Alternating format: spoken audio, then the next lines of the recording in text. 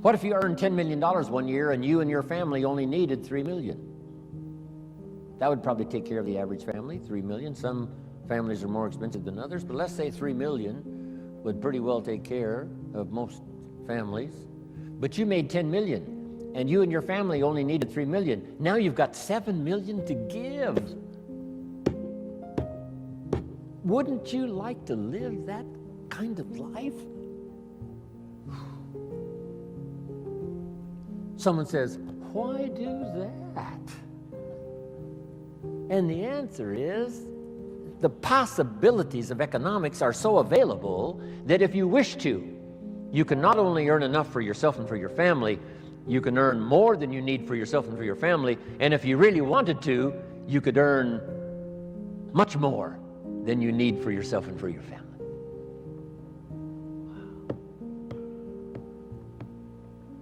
Is that it? Let's take it one step further. Just jot this phrase down.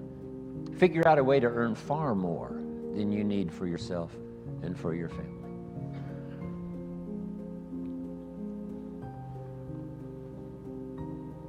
Gary talked about Mark Hughes. I met Mark when he was 19. I still do a lot of work for Herbalife around the world. He started this little company when he was 22, 23, called Herbalife. And he died just a couple of years ago. Mark Hughes, age 44.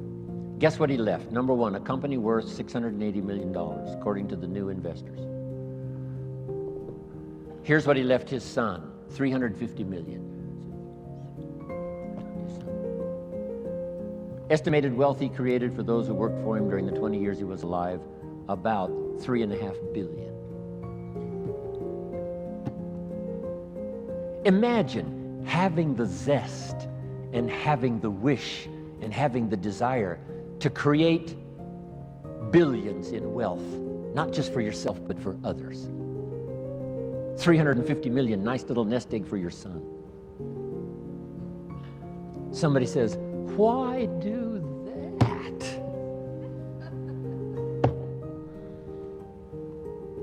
Can you think of the best answer ever? Jot this phrase down.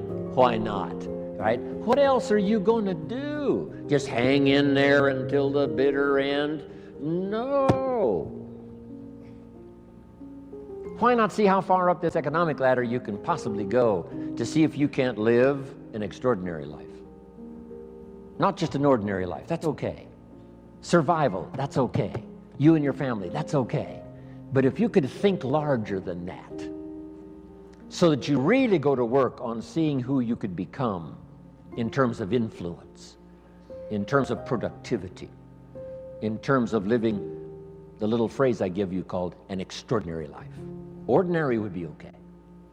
Extraordinary would be the best. Isn't this good stuff? Couldn't wait to get here and tell you about it.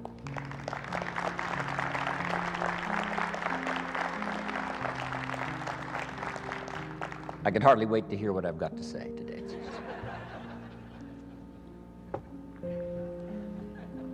Okay, so number one, to take advantage of the 21st century, make sure I'm on track here. To take advantage of the 21st century, learn multiple skills. Let me give you one more now. It would be useful to know more than one language. When I travel the world, I have to have translators. The only way I can speak to someone in Japan, or speak to someone in South Africa, or speak to someone in Israel, or speak to someone in Europe, most of the time, I have to have someone translate for me. Somebody has to know more than one language to translate for me. And their gift of knowing more than one language makes them uniquely valuable. So that would be another wise idea. Learn more than one language. And number two, learn more than one skill. Number two, learn more than one language. When I was growing up, my father spoke German. He was German, but he never taught me German. I could have learned it. My mother was English, but she spoke French, but she never taught me the French. When I was growing up, they said, you know, leave the old world languages behind. This is America now, English, English, English. Now we know much better. My parents, I could have learned 3 languages as easy as one growing up. So, if you think the time has passed for you to learn that second and third language, make this note now. It's one of the best for the day. Give it as a gift to your children. Encourage them to learn the second, third language, as many as they can learn. I asked a teacher one time, how many languages can a child learn? And she said, as many as you will teach them. They don't lack curiosity, they don't lack capacity, they only lack a teacher. Don't let your child develop 10% of what they're capable of. Don't let them develop 15% of what they're capable of. Give them the opportunity to learn as much percentage as possible of what they're capable of. And for yourself. So, multiple skills, multiple languages. Now, what's the rest? Taking advantage of the 21st century. Jot these notes down. Have you got this? Do you want to erase it if you haven't got it?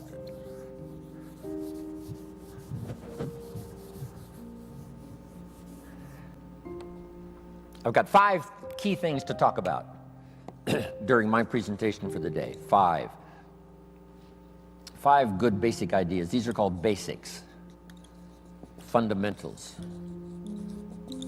And it's interesting that I only have 5. How many fundamentals are there to anything?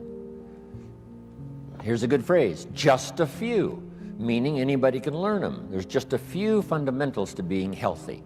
If someone says, I'm going to teach you the 50 fundamentals to good health, you say, well, that doesn't make sense. There's not 50 fundamentals to have good health. There's just a few. 6, 7, 8, that's about it.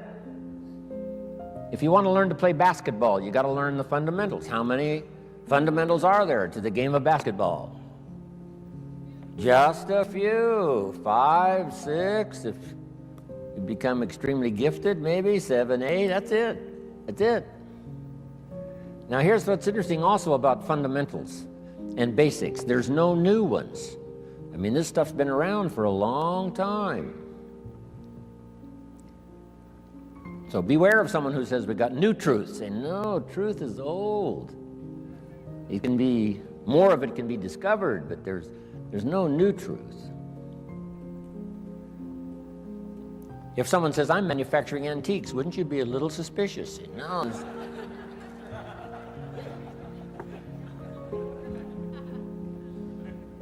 So, skills and fundamentals are like antiques. They've been around forever. The law of averages I teach in one of my seminars. The law of averages. Here's what it says. If you do something often enough, you'll soon have a ratio of results. If you do something often enough, you'll soon have a ratio of results. If at first you talk to 10 people, get 1 to say yes. That means you're getting 1 out of 10. Talk to 10 more, get another one. Talk to 10 more, get another one. Talk to 10 more, get 2 instead of 1. Why is that? You're getting better. The law of averages works for anyone. One we've learned for a long time. Here it is. It doesn't ever change. Whether it's a church or a business, 20% of the people do 80%, 80% do 20%.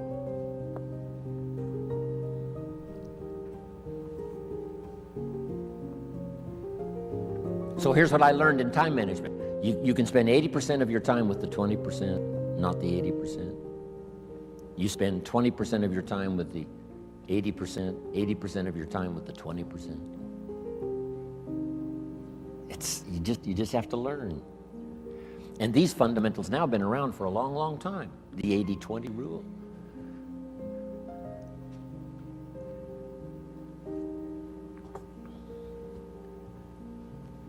We bring products, tapes, books, videos, right? Things to buy for your ongoing education. We bring books and tapes and CDs, and we bring all that stuff for how many people?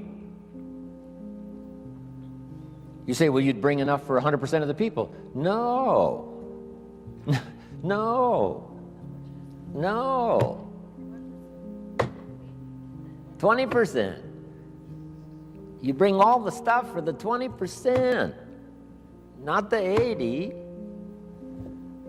Isn't that fascinating? 20%.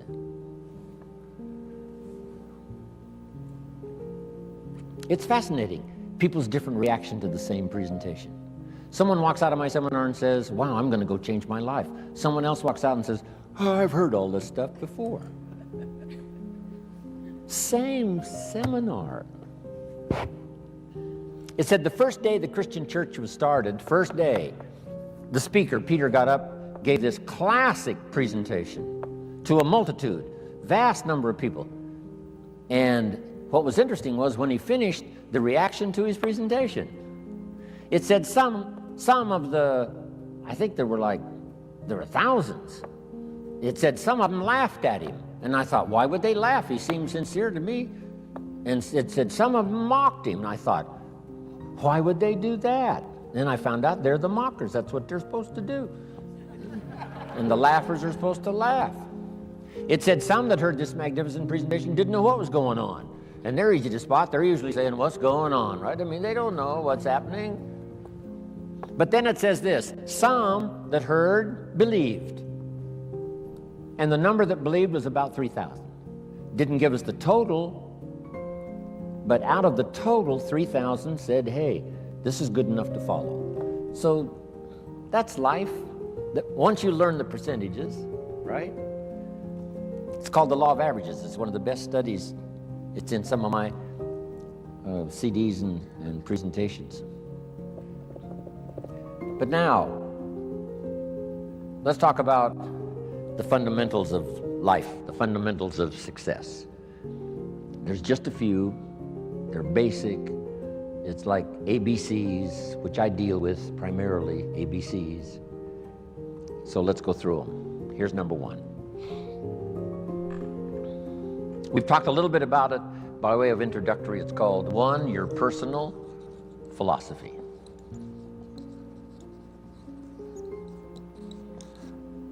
Philosophy is a big subject. Political philosophy. Here's what the communists taught, because I have to deal with it when I go to Russia. The communists taught, capital belongs to the state, not the people. We've taught all these years what? Capital belongs to the people, not the state. Wow, what a difference in economic philosophy. The communists said, people are too dumb and stupid and greedy to know what to do with capital. So you got to take capital away from all the dumb, stupid, greedy people and give all the capital to the all-wise, all-knowing state. And let the state run everything and let the dumb, stupid people show up for their work assignment. That was the philosophy of communism. They devastated every country they touched with that philosophy. I was just in East Germany. Guess what it's taking just to clean up East Germany after the communists left? $1 trillion. They've spent $500 billion already, and they got another $500 billion to go, just to clean up one country devastated by such a philosophy. Capital belongs to the state, not the people. Wow. The consequences of philosophy are unbelievably either on the good side or on the bad side. Now, personal philosophy. You know, there's religious philosophy and spiritual philosophy, and there's economic philosophy and social philosophy. Okay, economic, political, all kinds of philosophies, right? Where did we come from, and where are we going, and what is the meaning of life? Right? Philosophy is a big tent with many different divisions. But the one I want to talk primarily about today, and then expand from that, is your personal philosophy. So jot this down, one of the best notes for the day. Each person's personal philosophy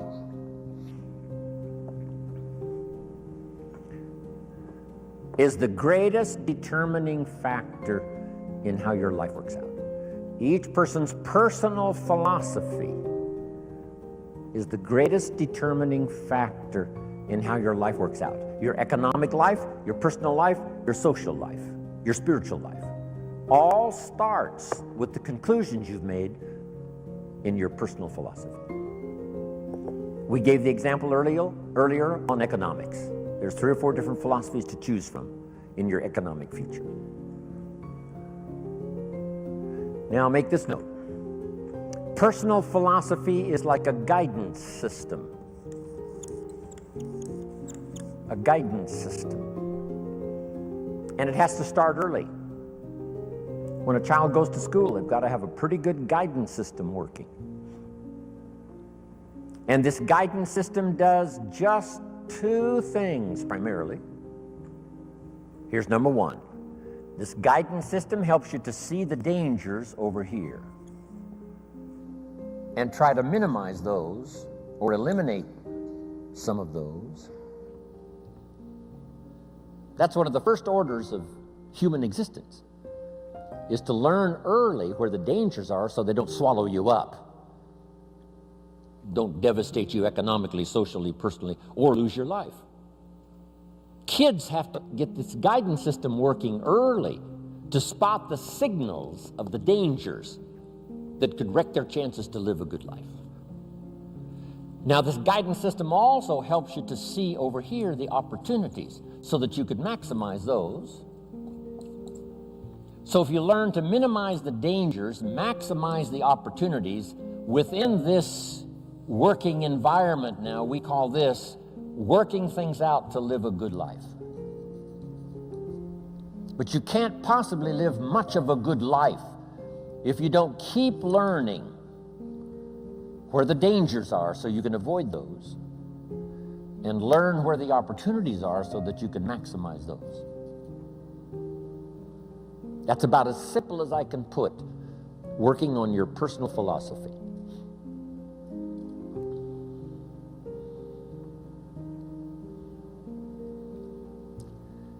Now, why is it this way? Why is life both danger and opportunity? Here's the best advice I can give you. The storyteller probably gives us, more to think about than in detail. But here's what it seems like. And that's one of the best phrases to use if you're going to make your studies and try to come to some good conclusions. It seems like God wished to create for the humans he made a great adventure. Seems like. According to the storyteller, it seems like God wished to create a great adventure for the humans he created. That's the best explanation I've got, seems like.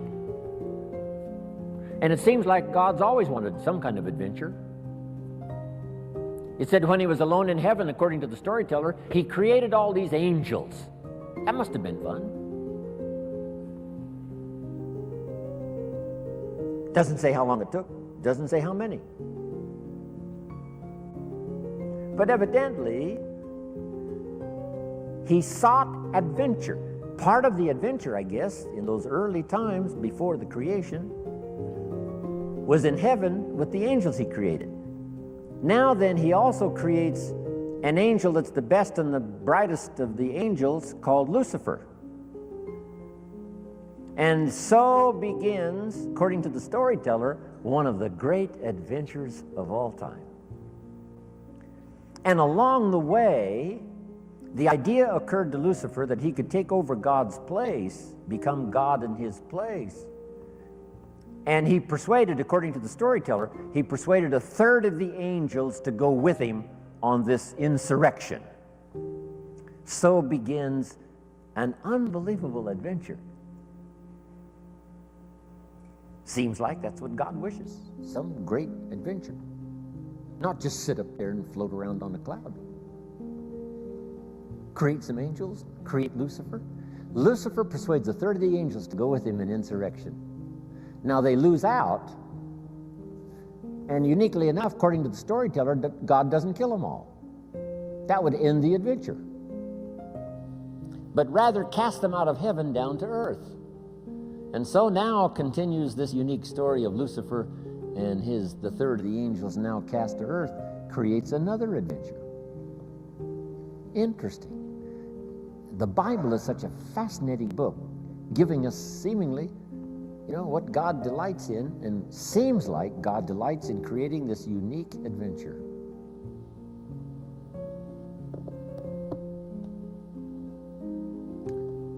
One of the ancient stories says God and Satan were talking things over one day.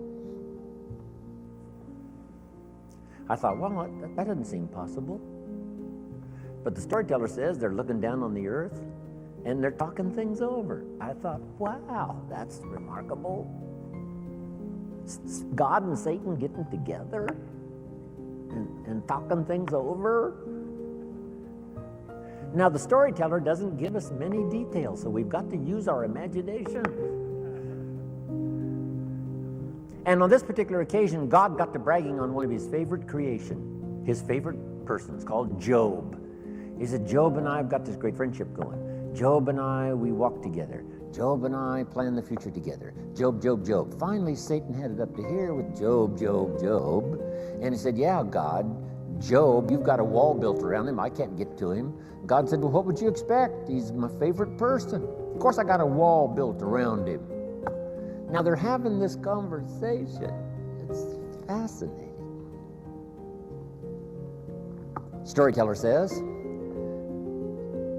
Satan gets this bright idea. Said, hey, God, let's try this. God said, what? If you'll take the wall of protection down from around your favorite friend, Job, he said, I promise you within a short period of time, your favorite friend will curse you to your face. God said, no, he'd never do it, not in 100 years, no matter what. Satan said, well, how are we going to know? Would you like to make a wager? It doesn't give us the details of the wager. But the storyteller says God picked up the bet and said, okay, let's try it. I'll take the wall down from around my special friend Job. You do your best. I promise you, no matter what you do, he'll never curse me. Satan said, the bet is on. According to the terms of the wager, God did take the wall down from around his special friend Job, and Satan then does one of his all-time famous numbers. According to the storyteller, first Satan took his wealth, stripped him of his wealth.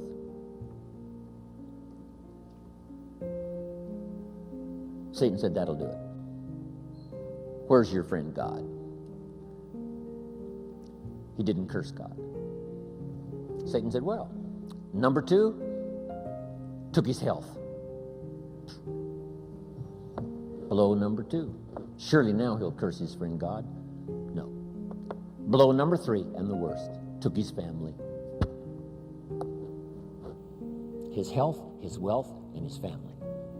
Gone. Satan said to God, here's where he does it. And sure enough, Job's wife comes along and says, Job, looks like your friend God has long forsaken you. You might as well curse him and die. And Satan said, here's where he does it. And God says, well, he hasn't talked yet. And while they both listen, Job says, never would I curse my friend God no matter what happens. God said, I knew it. I knew it. And picked up the bet, whatever it was, doesn't tell me. Isn't that a fascinating story? Now, I say all of that to illustrate this. It seems like God delights in great adventure. And the only way to have great adventure, it seems like, is to have both danger and opportunity, and us with the possibility of figuring it out. Jot this down. Now, it's a nice little list. On one from other people is to just pick up the signals. Part of it is by sight.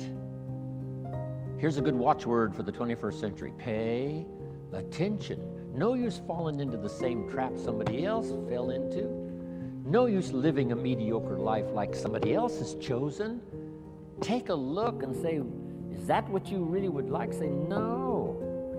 Here's somebody that never read the books, never made the changes. There was a class and they didn't take it, a skill and they never learned it, a discipline and they never tried it, and they blame the government and blame taxes and blame society and they blame circumstances and all the rest. They don't know. And the key is, watch carefully. Don't you fall into that same trap. That's how we learn, from what we see. Here's next. If we learn from what we see, we put some of this on video so you can see it again and again and again. Next, you learn from what you hear. We put it on CDs so you can hear it, hear it, hear it. We don't ask you to come to just one seminar. We ask you to come and listen again, listen again. Here's what the early Christians were taught. Don't neglect the assembly. When we call an assembly, do your best to be there, because you never know which of these assemblies is going to change your life forever. You'll never be the same again. And you can't pick the one that's going to totally change your life. You just have to do like all of you I know do. Consistently go, consistently go, consistently go, consistently take notes, consistently go to seminars, lectures, and all of the rest, because some of them will be life-changing.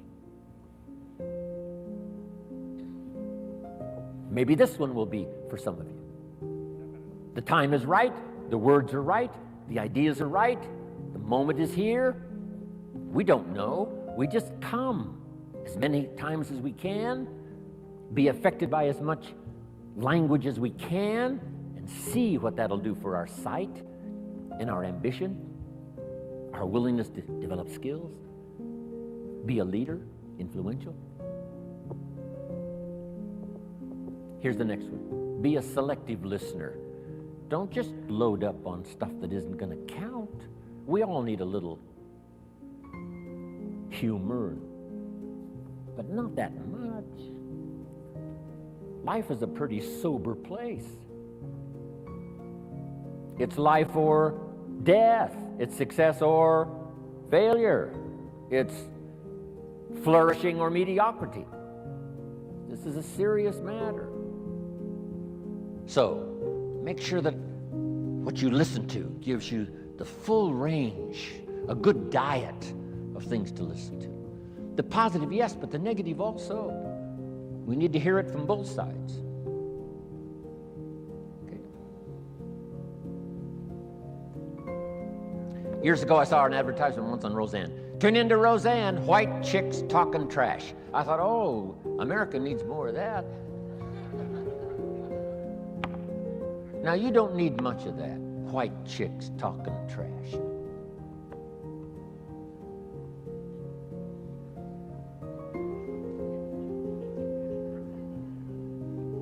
Here's a good note. This is a good one. My teacher taught me when I was 25, stand guard at the door of your mind.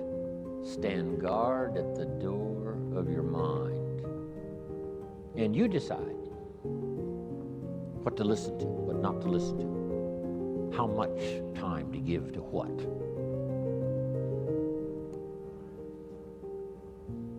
Now, the third one is important, and when we come back this afternoon, we'll continue it. But here's number 3. Read all the books.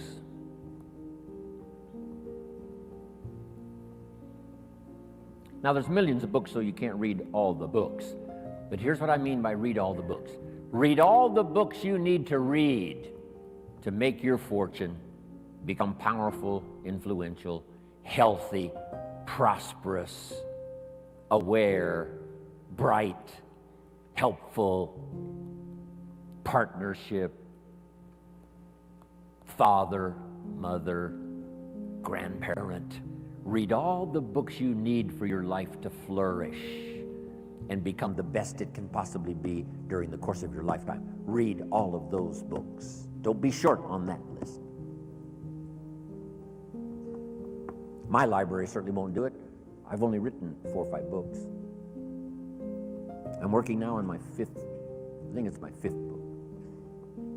It's going to be for teenagers and college kids. And I think the title is going to be, Of Course Kids Should Pay Taxes. Of course. It's going to be an interesting book on capitalism, because I teach capitalism now in Russia in very simple form. I might give you a couple of notes on that when we return. I teach kids how to have 2 bicycles, one to ride and one to rent. It doesn't take long to get into business and make a profit. Here's what changed my life and helped me make my first fortune. Jot this down. The philosophy that helped me make my first fortune. Profits are better than wages. Once I understood that, it was hard to sleep nights the first year.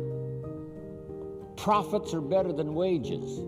Wages make you a living, which is fine. Profits make you a fortune, which is super fine.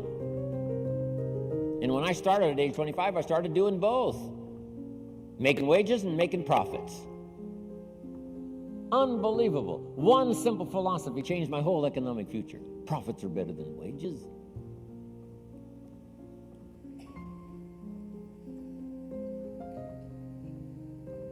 Read all the books necessary. Now, I'm going to give you some. I started my library. I've got one of the best. If you saw it, you'd be impressed. Haven't read everything in my library, but I feel smarter just walking in it. Right?